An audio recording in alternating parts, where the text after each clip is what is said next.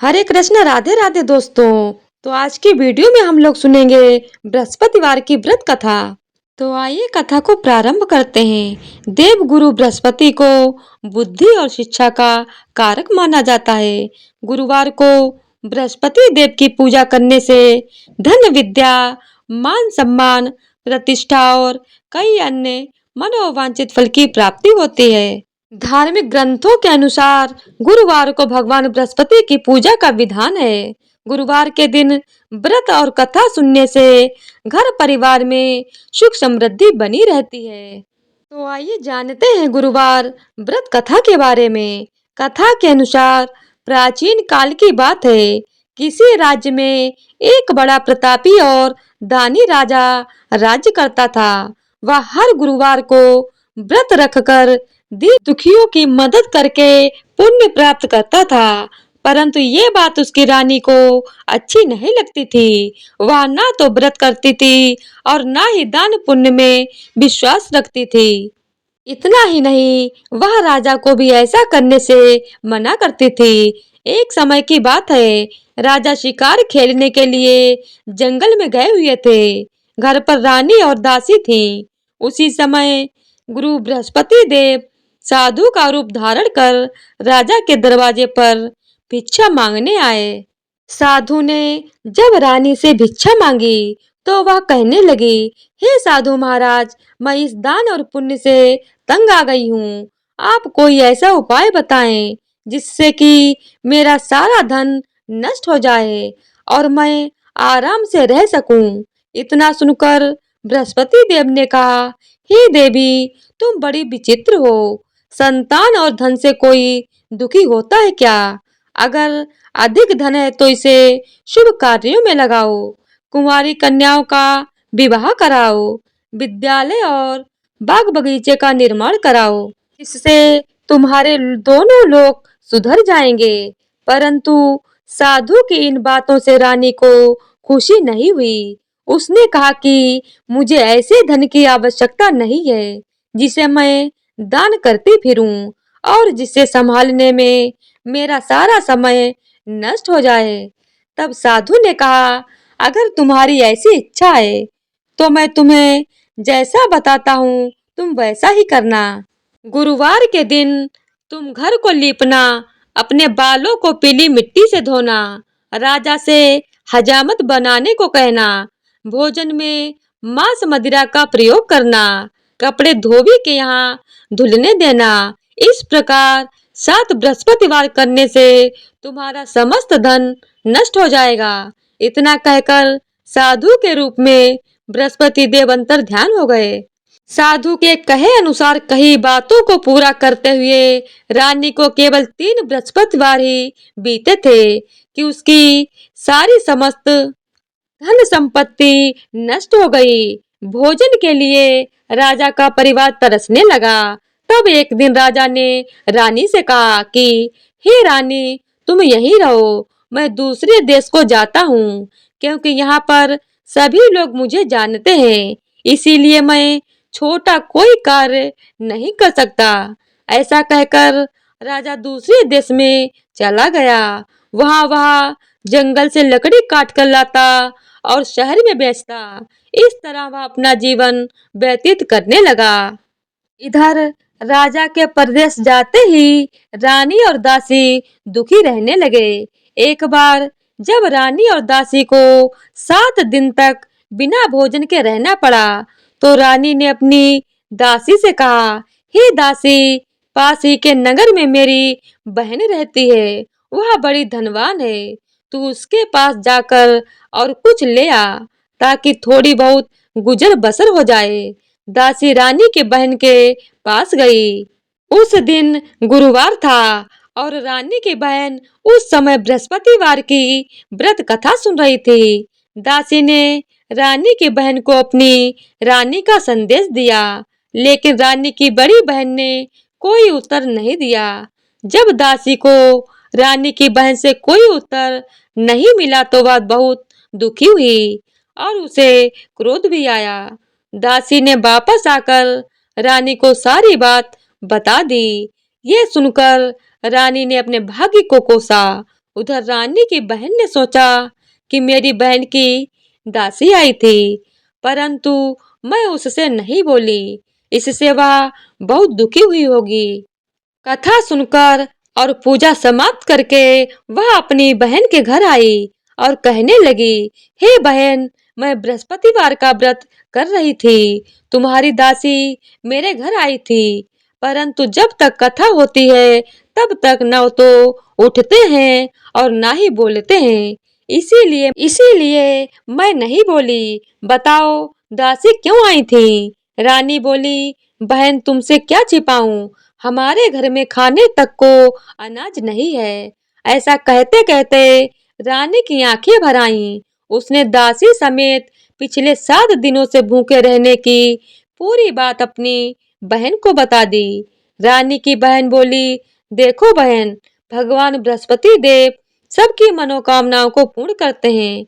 देखो, शायद तुम्हारे घर में अनाज रखा हो। पहले पहले तो रानी को विश्वास नहीं हुआ, पर बहन के आग्रह करने पर उसने अपनी दासी को अंदर भेजा, तो उसे सचमुच अनाज से भरा एक घड़ा मिल गया। ये देखकर दासी को बड़ी हैरानी हुई।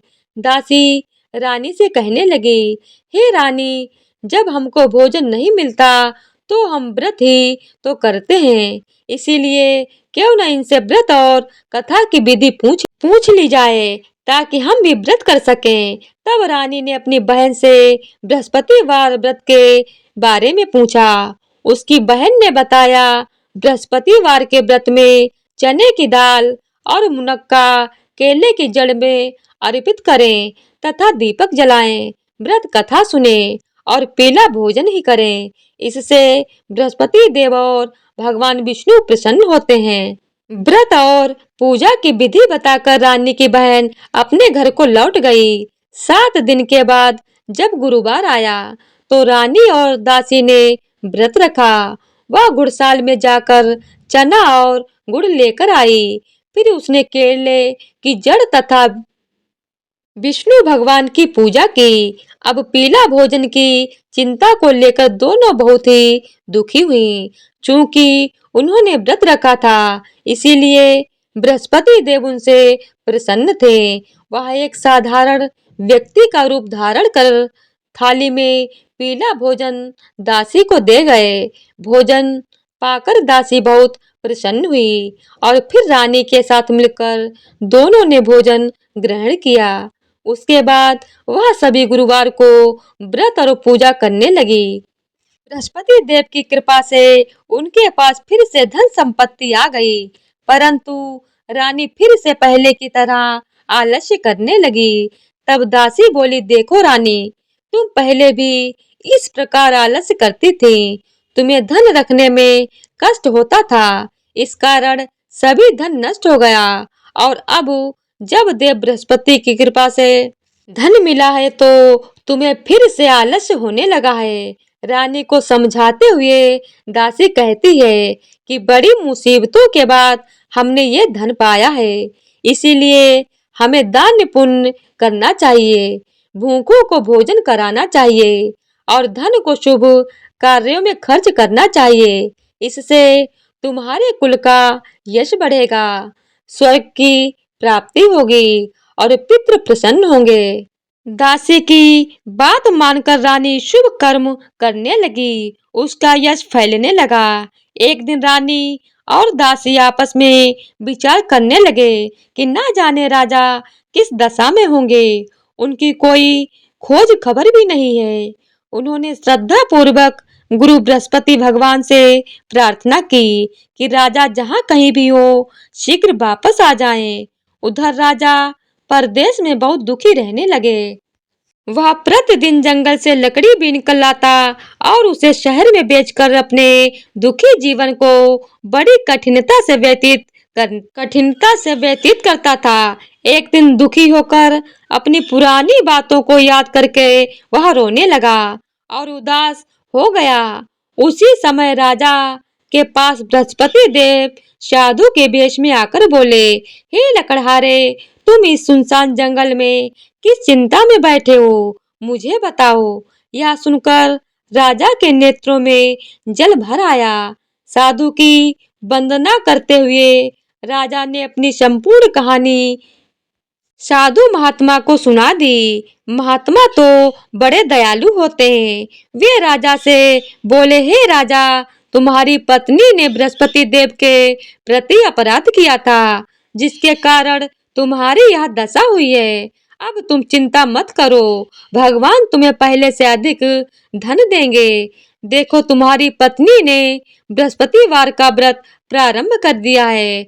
अब तुम भी बृहस्पतिवार का व्रत करके चने की दाल व गुड़ जल के लोटे में डालकर केले का पूजन करो, फिर कथा कहो या सुनो। भगवान तुम्हारी सब मनोकामनाओं को पूर्ण करेंगे।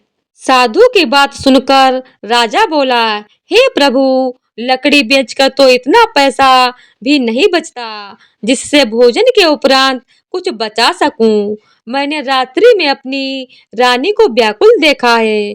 मेरे पास कोई साधन नहीं जिससे उसका समाचार जान सकूं। फिर मैं कौन सी कहानी कहूं, यह भी मुझको मालूम नहीं है। साधु ने कहा, हे राजा, मन में बृहस्पति भगवान के पूजन व्रत का निश्चय करो। वो स्वयं तुम्हारे लिए कोई रास्ता बना देंगे। बृहस्पतिवार के दिन तुम रोजाना की तरह लकड़ियां लेकर शहर में जाना। तुम्हें रोज से 2 गुना धन मिलेगा, जिससे तुम भली भांति भोजन कर लोगे और बचा भी। बृहस्पति देव की पूजा का सामान भी आ जाएगा। जो तुमने बृहस्पतिवार की कहानी के बारे में पूछा है, वह कहानी इस प्रकार है। प्राचीन काल में एक बहुत ही निर्धन ब्राह्मण था। उसके कोई संतान नहीं थी। वह नित्य पूजा पाठ किया करता था। उसकी पत्नी न स्नान करती और न किसी देवता का पूजन करती। इस कारण ब्राह्मण देवता बहुत दुखी रहते थे। भगवान की कृपा से ब्राह्मण के यहाँ एक कन्या उत्पन्न हुई। कन्या बड़ी होने लगी। प्रातः काल स्नान करके वह भगवान विष्णु का जप करती। बृहस्पतिवार का व्रत भी करने लगी। पूजा पाठ समाप्त कर पाठशाला जाती तो अपनी मुट्ठी में जौ भर के ले जाती और पाठशाला के मार्ग में डालती जाती। लौटते समय वही जौ स्वर्ण के हो जाते तो उनको बीन कर घर ले आती। एक दिन वह बालिका सूप में उन सोने के जौ को फटक कर साफ कर रही थी कि तभी उसकी माँ ने देख लिया और कहा कि हे बेटी, सोने के जौ को फटकने के लिए सोने का सूप भी तो होना चाहिए। दूसरे दिन गुरुवार था। कन्या ने व्रत रखा और बृहस्पति देव से सोने का सूप देने की प्रार्थना की। बृहस्पति देव ने उसकी प्रार्थना स्वीकार कर ली। रोजाना की तरह वह कन्या जौ फैलाती हुई पाठशाला चली गई। पाठशाला से लौटकर जब वह जौ बीन रही थी तो बृहस्पति देव की कृपा से उसे एक सोने का सूप मिला। उसे वह घर ले आई और उससे जौ साफ करने लगी, परंतु उसकी माँ का वही ढंग रहा। एक दिन की बात है, कन्या सोने के सूप में जब जौ साफ कर रही थी, उस समय उस नगर का राजकुमार वहां से निकला। कन्या के रूप और कार्य को देखकर वह उस पर मोहित हो गया। राजमहल आकर वह भोजन तथा जल त्याग कर उदास होकर लेट गया। राजा को जब राजकुमार द्वारा अन्न जल त्यागने का समाचार ज्ञात हुआ तो अपने मंत्रियों के साथ वह अपने पुत्र के पास गया और कारण पूछा। राजकुमार ने राजा को उस लड़की के घर का पता भी बता दिया। मंत्री उस लड़की के घर गया। मंत्री ने ब्राह्मण के समक्ष राजा की ओर से निवेदन किया। कुछ ही दिन के बाद ब्राह्मण की कन्या का विवाह राजकुमार के साथ संपन्न हो गया। कन्या के घर से जाते ही ब्राह्मण के घर में पहले की भांति गरीबी का निवास होने लगा। एक दिन दुखी होकर ब्राह्मण अपनी पुत्री से मिलने गया। बेटी ने पिता की अवस्था को देखा और अपनी माँ का हाल पूछा। ब्राह्मण ने सभी हाल अपनी बेटी को कह सुनाया। कन्या ने बहुत सारा धन देकर अपने पिता को विदा कर दिया, लेकिन कुछ दिन के बाद फिर से वही हाल हो गया। ब्राह्मण फिर अपनी कन्या के पास गया और सभी हाल कहा तो पुत्री बोली, हे पिताजी, आप माताजी को यहाँ लिवा लाओ, मैं उन्हें यह विधि बता दूंगी जिससे आपकी गरीबी दूर हो जाएगी। ब्राह्मण देवता अपनी स्त्री को साथ लेकर अपनी पुत्री के पास राजमहल पहुंचे तो पुत्री अपनी माँ को समझाने लगी, हे माँ, तुम प्रातः काल स्नान आदि करके विष्णु भगवान का पूजन करो तो सब दरिद्रता दूर हो जाएगी। परंतु उसकी माँ ने उसकी एक बात भी नहीं मानी। वह प्रातः काल उठकर अपनी पुत्री की बची जूठन को खा लेती थी। एक दिन उसकी पुत्री को बहुत गुस्सा आया। उसने अपनी माँ को एक कोठरी में बंद कर दिया। प्रातः उसे स्नान आदि करा के पूजा पाठ करवाया तो उसकी माँ की बुद्धि ठीक हो गई। इसके बाद वह नियम से पूजा पाठ करने लगी और प्रत्येक बृहस्पतिवार को व्रत करने लगी। इस व्रत के प्रभाव से मृत्यु के बाद वह स्वर्ग लोक को गई। वह ब्राह्मण भी सुख पूर्वक इस लोक का सुख भोग कर स्वर्ग को प्राप्त हुआ। इस तरह कहानी कहकर साधु बने देवता वहां से अंतर ध्यान हो गए। धीरे धीरे समय व्यतीत होने पर फिर बृहस्पतिवार का दिन आया। राजा जंगल से लकड़ी काटकर शहर में बेचने गया। उसे उस दिन और दिनों से अधिक धन मिला। राजा ने चना गुड़ आदि लाकर बृहस्पतिवार का व्रत किया। उस दिन से उसके सभी क्लेश दूर हुए। परंतु जब अगले गुरुवार का दिन आया तो वह बृहस्पतिवार का व्रत करना भूल गया। इस कारण बृहस्पति भगवान नाराज हो गए। उस दिन उस नगर के राजा ने विशाल यज्ञ का आयोजन किया था तथा अपने समस्त राज्य में घोषणा करवा दी गई कि सभी मेरे यहाँ भोजन करने आए। किसी के घर चूल्हा नहीं जलेगा। इस आज्ञा को जो न मानेगा उसको फांसी दे दी जाएगी। राजा की आज्ञा अनुसार राज्य के सभी वासी राज्य के भोजन में सम्मिलित हुए, लेकिन लकड़हारा कुछ देर से पहुंचा, इसीलिए राजा उसको लेकर अपने साथ महल में ले गए। जब राजा लकड़हारे को भोजन करा रहे थे तो रानी की दृष्टि उस खूंटी पर पड़ी जिस पर उसका हार लटका हुआ था। उसे हार खूंटी पर लटका दिखाई नहीं दिया। रानी को निश्चय हो गया कि मेरा हार इस लकड़हारे ने चुरा लिया है। उसी समय सैनिकों को बुलवाकर उसको जेल में डलवा दिया। लकड़हारा जेल में विचार करने लगा कि न जाने कौन से पूर्व जन्म के कर्म से मुझे यह दुख प्राप्त हुआ है, और जंगल में मिले साधु को याद करने लगा। तत्काल बृहस्पति देव साधु के रूप में प्रकट हो गए और कहने लगे, अरे मूर्ख, तूने बृहस्पति देवता की कथा नहीं की, उसी कारण तुझे यह दुख प्राप्त हुआ है। अब चिंता ना कर, बृहस्पतिवार के दिन जेल खाने के दरवाजे पर तुझे 4 पैसे पड़े मिलेंगे। उनसे तू बृहस्पतिवार की पूजा करना तो तेरे सभी कष्ट दूर हो जाएंगे। अगले बृहस्पतिवार को उसे जेल के द्वार पर 4 पैसे मिले। राजा ने पूजा का सामान मंगवाकर कथा कही और प्रसाद बांटा। उसी रात्रि में बृहस्पति देव ने उस नगर के राजा को स्वप्न में कहा, हे राजा, तूने जिसे जेल में बंद किया है उसे कल छोड़ देना, वह निर्दोष है।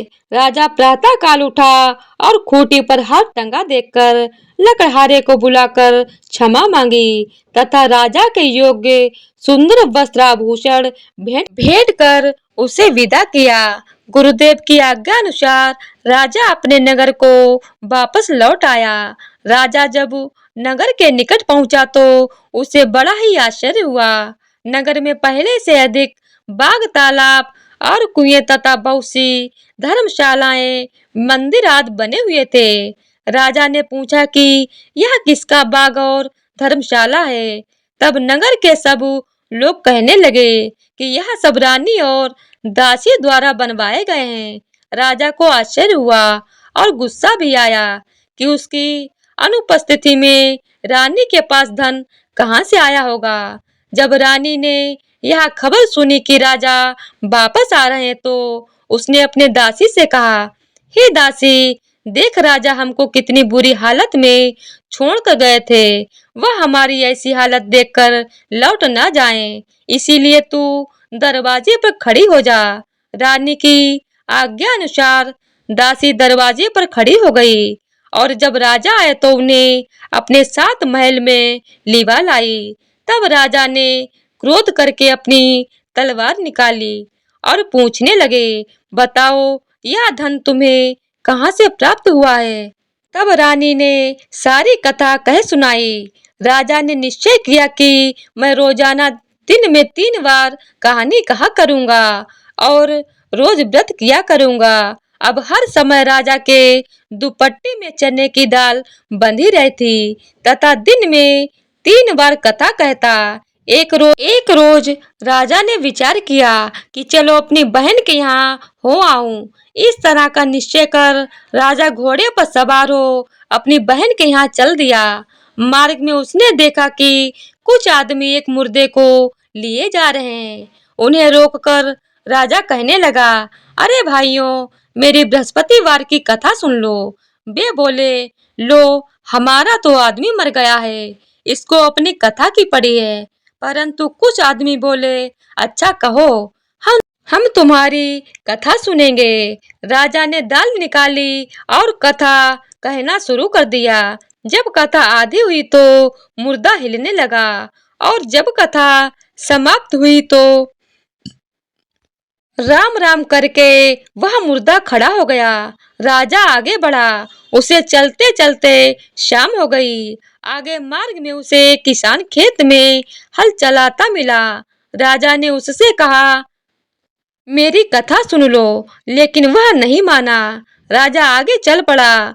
राजा के हटते ही बैल पछाड़ खाकर गिर पड़े तथा किसान के पेट में बहुत जोरों से दर्द होने लगा। उसी समय किसान की माँ रोटी लेकर आई थी। उसने जब देखा तो अपने पुत्र से सब हाल पूछा।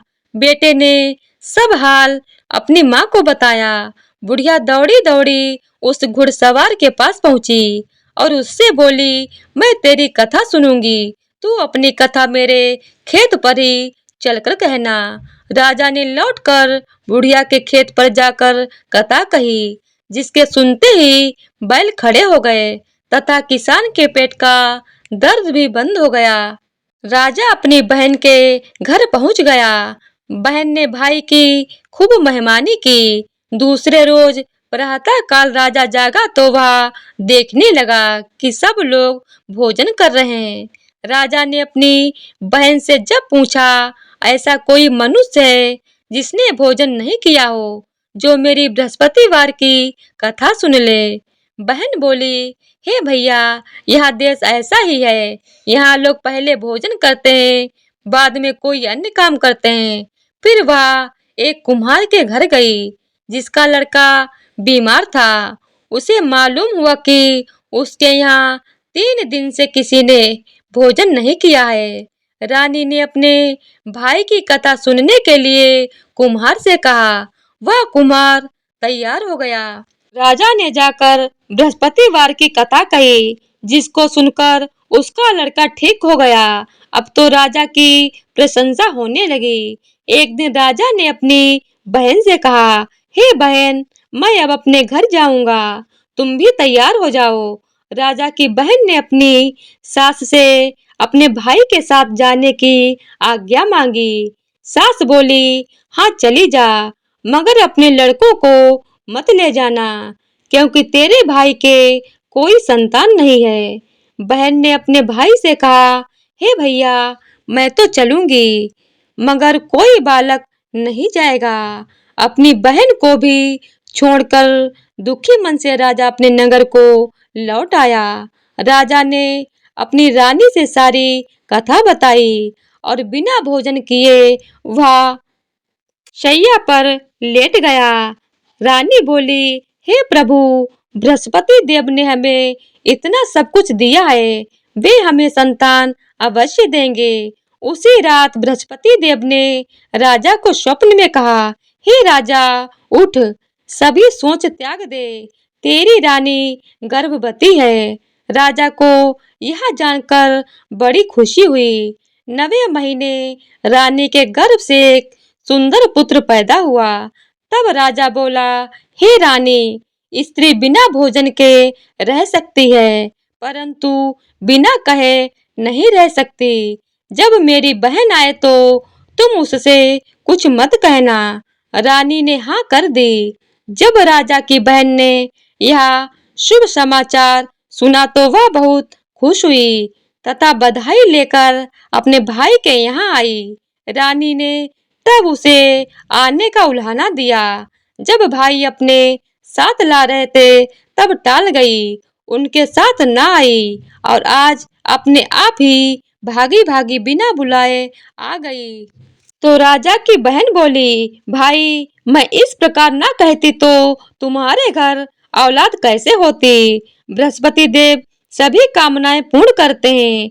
जो सद्भावना पूर्वक बृहस्पतिवार का व्रत करता है एवं कथा पढ़ता है अथवा सुनता है और दूसरों को सुनाता है, बृहस्पति देव उसकी सभी मनोकामनाएं पूर्ण करते हैं, उनकी सदैव रक्षा करते हैं।